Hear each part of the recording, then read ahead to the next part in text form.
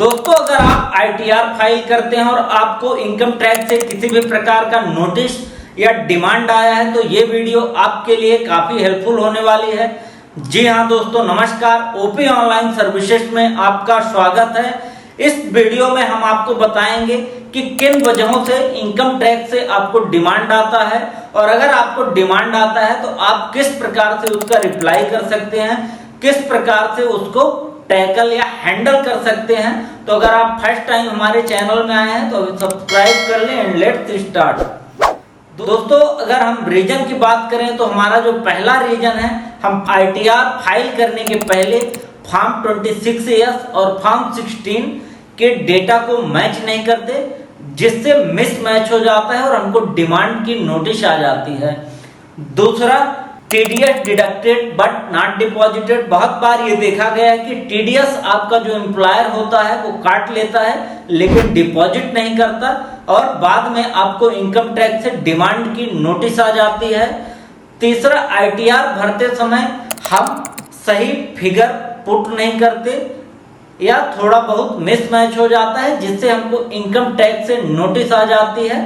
हमको सारी detail up to date fill करना चाहिए, वहां पे किसी भी प्रकार का एरर नहीं होना चाहिए। नेक्स्ट जो हमारा रीजन है, कई बार ये देखा गया है कि लोग ज्यादा डिडक्शन क्लेम करते हैं या आप जिससे आईटीआर फाइल कराते हो बोलता है कि हमें आप इतना दीजिए, हम आपको इतना रिफंड कराएंगे, यानी आप रॉन्ग डिडक्शन क्लेम करते हैं और अगर इनकम टैक्स को पता चल गया या किसी प्रकार का शक हुआ तो आपको नोटिस आ जाएगी।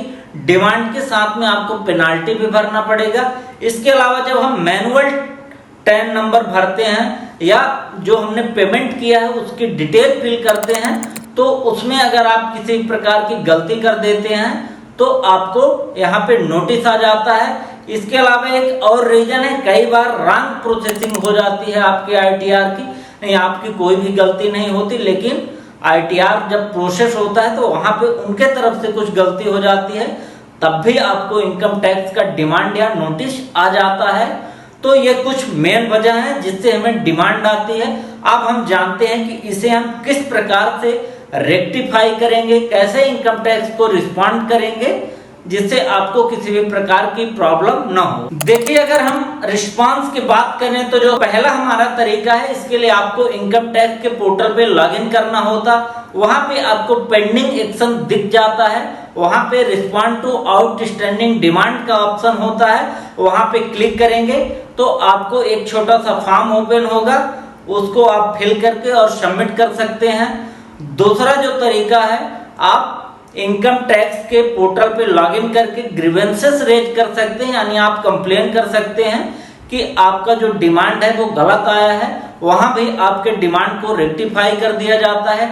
तीसरा जो तरीका है, आप अपने आईटीआर को रेक्टिफाई कर सकते हैं, यानी अगर आपने कुछ गलती कर दिया है तो आप पोर्टल पे लॉगिन करिए, आप जिससे आईटीआर भरवाए हैं उनको बोलिए कि आपके आईटीआर में एक गलती है, इसको आप रेक्टिफाई कर दीजिए।